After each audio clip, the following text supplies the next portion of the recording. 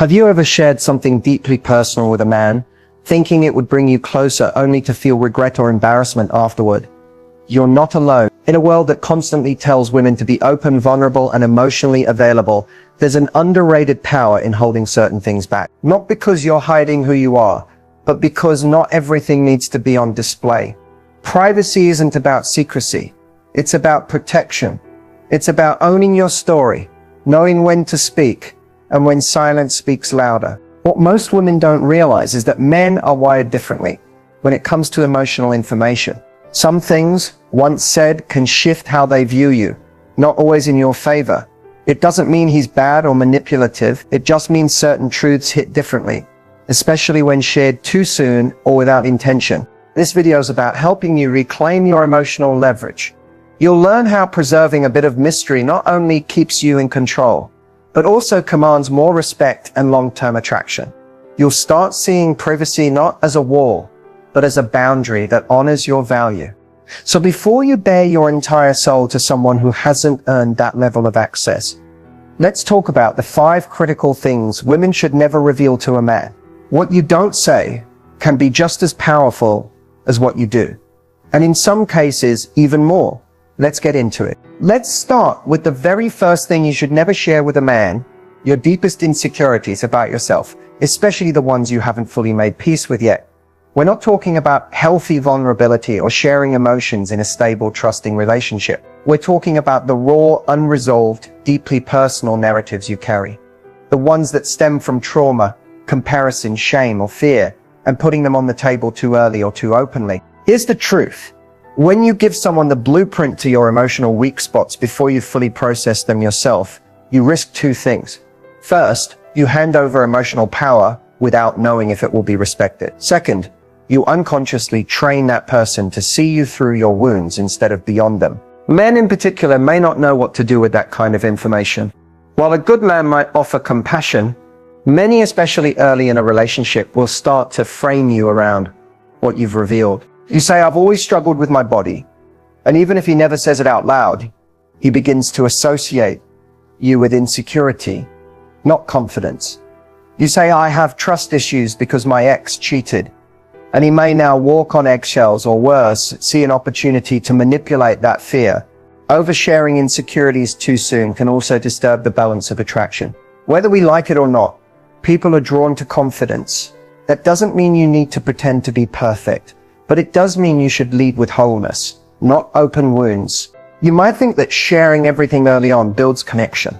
It doesn't. It builds dependency, emotional debt, and expectations the other person didn't ask for. And when you open up too fast, you often create an unspoken pressure. Now that I've told you this, you owe me understanding. That's not a fair exchange when trust hasn't been fully earned yet. And let's talk timing. Because yes, there is a time and place for deep conversations. But early in dating, or even in a new relationship, you're still figuring out who this man is. Can he handle the weight of your truth? Has he shown emotional maturity? Is he someone who holds space, or someone who keeps score? These are things you learn through observation, not oversharing. This doesn't mean you should bottle everything up, but there's power in discernment. It's okay to say, "I've been through things that shaped me, and I'll share more when it feels right." That's not evasive. That's wise. Instead of laying out your most personal struggles in the first few conversations, show how you live despite them. Let your strength be the story, not your struggle. Let him see your resilience, your confidence, your ability to show up and thrive. That's far more magnetic than "here's everything wrong with me, please love me anyway." The right man will respect your boundaries and earn your story piece by piece. And when you do choose to share, it'll be from a place of power, not desperation. Remember this: your insecurity isn't your identity. It's just a chapter in your story, not the whole book. Don't hand over your most delicate pages to someone who hasn't proven they'll read them with care. You don't owe anyone full access to your inner world, just because you feel chemistry or comfort. Save that for the ones who show consistency, not just curiosity, because when you protect your inner world, you keep your self-worth intact. And that's something no man should ever be allowed to dismantle. Let's talk about one of the biggest mistakes women make when they're trying to build trust with a man: oversharing about their past relationships. You might think you're being honest, transparent, and open-hearted when you reveal all the details of what your ex did, how much it hurt, and how you stayed longer than you should have. Maybe you're trying to show him you've learned from your past, or maybe you just want to be understood. But here's the problem. Men aren't interpreting your story the way you think they are. When you talk about your ex, how he cheated, how he lied, how he took advantage of your kindness, you may be trying to communicate your strength or your growth. But in his mind, a few different things can happen, and none of them serve you. First, you risk being unconsciously compared to your ex. You bring him into the room. You invite your new man to analyze your emotional baggage, even if he doesn't say it out loud. He starts wondering, why did she stay so long? Does she have poor judgment? Is she still emotionally attached to this guy? What if she hasn't healed? These are not the questions you want him asking. Not when you're trying to build something new. Second, when you go into detail about your romantic past, you give him a cheat code. You're showing him exactly what hurt you before, what buttons were pushed, and where your soft spots are. Now, a man with good intentions might tread carefully, but a man with the wrong intentions now knows exactly where the cracks are in your emotional armor. That's dangerous. Third, and this is critical, oversharing about your ex can shift the emotional tone of the relationship. Instead of building new memories and shared energy, you're anchoring the present in the pain of the past. And that's how relationships stall before they even begin. He didn't come into your life to be your therapist. If every deep conversation circles back to what someone else did to you, he'll start feeling like he's in a competition with a ghost, and eventually he'll lose interest. There's a huge difference between being honest and being emotionally naked before someone has earned that level of access. You owe him your truth, but not your history in high definition. Now, this doesn't mean you have to pretend you've never loved, lost, or been hurt. Of course not. We've all been through something. But here's the secret. Leave out the details. You can say, I went through something that taught me a lot about what I want and deserve. That's enough. It communicates maturity without dragging your emotional past into your present story. The longer a man focuses on who hurt you before, the less he's able to focus on who he needs to be for you now. And let's be honest, if he starts unloading his ex drama early on, doesn't that feel like a red flag to you? It feels heavy, messy, and like he's not over it. The same standard applies both ways. Emotional self-control is attractive. So remember this. Your past is not a confession you owe anyone. It's a lesson you lived through. It belongs to you, and only you decide what gets shared and when. Let him fall for the woman you are now, not the pain you used to carry. There's power in discretion, elegance in silence, and mystery in saying, I've grown, but the story behind it is mine to tell when the time is right. Because high-value women don't just protect their hearts, they protect their history. Let's talk about one of the most underestimated boundaries in modern dating. Money, specifically, your personal finances. And here's the truth. No matter how close you are, how in love you feel, or how generous the vibe might be, your financial situation is not something a man needs full access to, especially not early on. Now, you might think, well, if we're serious, isn't financial transparency part of building trust? Yes. But that's a long-term conversation. Early in the relationship, and even in some long-term partnerships, revealing too much about your income, debts, savings, or financial habits can shift the dynamic in ways you won't always see coming until it's too late. Let's start with how a man might perceive your financial transparency. If you're doing really well, if you have a great job, investment, savings, and independence, some men will admire it. But others may feel threatened, insecure, or competitive. Whether they admit it or not, a lot of men are still wired to see themselves as providers. And if you're positioned as someone who doesn't need them, they may begin to question their role in your life. Suddenly, your success becomes a silent tension point. On the flip side, if you share that you're struggling financially, whether it's debt, job instability, or past money mistakes, you may think you're being open and relatable. But depending on the man, that can instantly shift how he sees you. He may begin to view you as a burden, or someone who needs saving, or someone who isn't on his level. Even if he doesn't say it out loud, the vibe changes. And sometimes that changes everything. But there's more. Once a man knows your financial habits, how much you make, how you spend, what you've saved, he might start making subtle judgments, or even using that information to manipulate situations. He might say, well, you can afford it. Or didn't you say you make more than me? Suddenly, your money becomes ammunition in conversations or justification for imbalanced effort. And that's a red flag. Another danger? Entitlement. If he knows you have money, he might expect you to cover more, pay for dinners, trips, bills, or help him when he's low. And if you've been raised to be nurturing or generous, it's easy to slide into that role without realizing you're being taken advantage of. The reality is, financial boundaries are just as important as emotional ones. You can love someone and still protect your independence. You can be generous without being exploited. And you can support a partner without surrendering your privacy. So what should you share and when? Here's the golden rule. Share your financial truth only after trust, consistency, and aligned values have been clearly established. Not just words, proof. That means you've seen how he treats money, how he reacts to stress, how he handles responsibility, and whether he respects your independence. Until then, keep it simple. I'm financially stable and I make decisions that align with my goals. That's enough. You don't need to reveal your salary, your credit score, or what's in your account. That's information for serious partnerships, not casual dating or emotionally premature connections. Because once money enters the conversation too early, the relationship starts operating under assumptions, expectations that weren't clearly agreed upon. And that's how resentment grows. Protect your peace, protect your wallet, and most of all, protect the privacy that keeps your power intact. Your money is your business, period. One of the most silent relationship killers, something most women never see coming, is this sharing what your friends think about your man. It sounds harmless. You're venting. You're seeking support. Maybe you're just passing along a comment from your closest friend. But when you let a man know what your friends really think about him, or worse, that you've been discussing your relationship behind his back, you unknowingly plant a seed of doubt, division, and defensiveness that's hard to undo. Think about it. Your man is opening up to you, not to your friend group.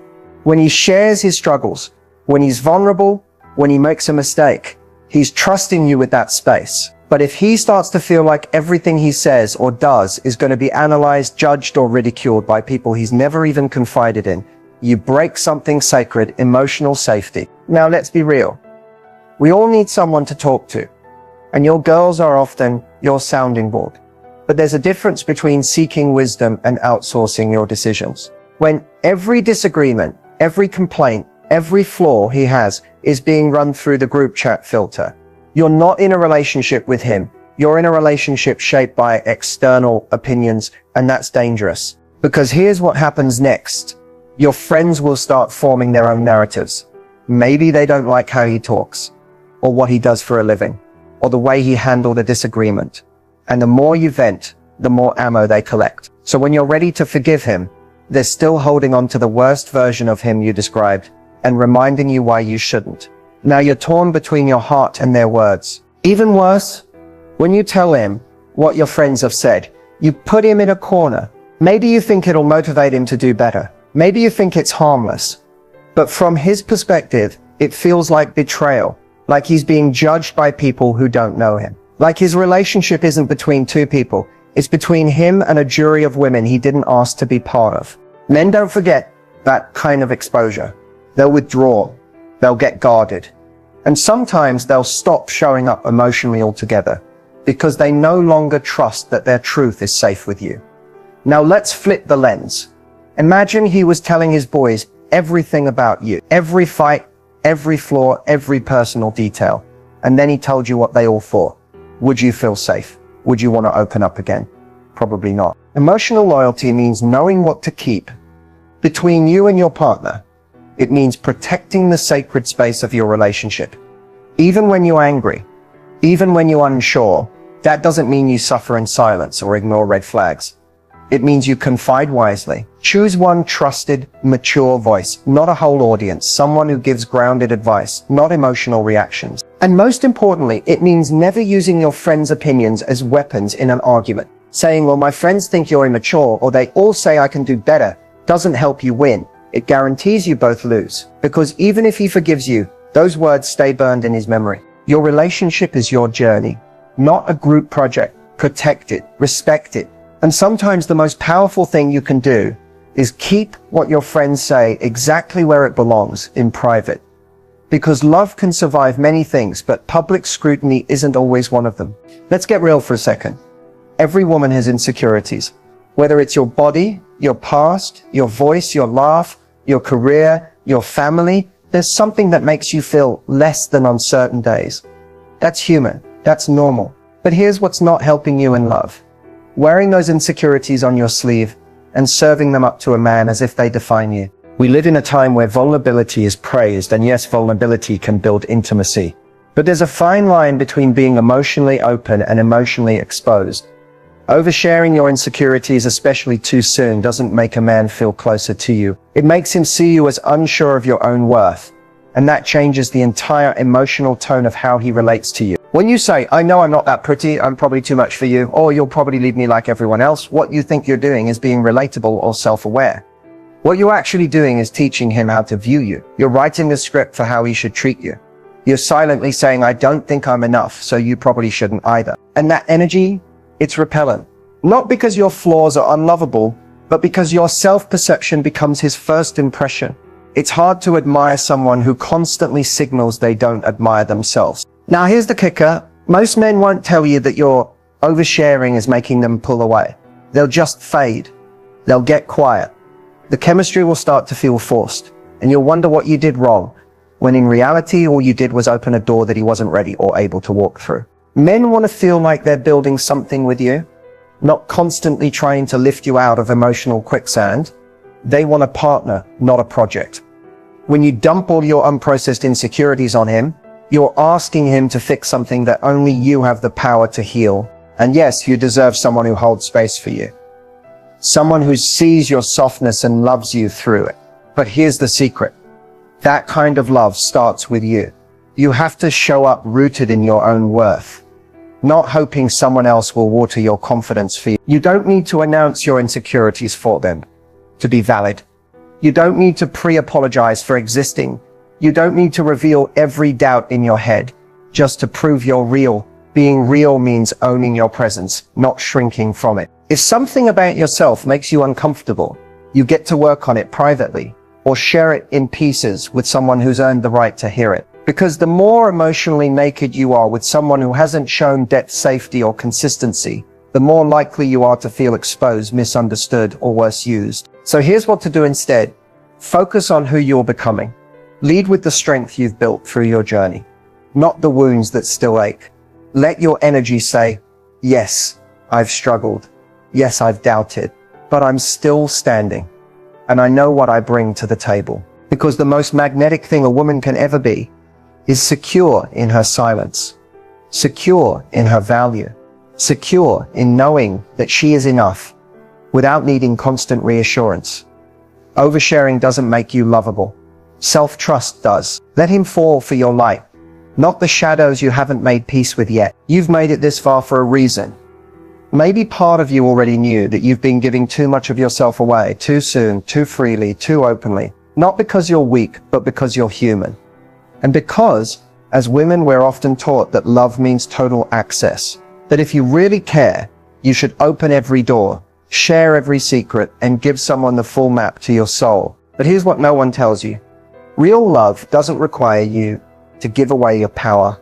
In fact, the right man won't want it. He won't want you to shrink, overshare, or seek his permission to feel valuable. He'll admire the parts of you that remain just out of reach, because mystery invites curiosity and boundaries demand respect. Protecting your power isn't about being guarded or distant.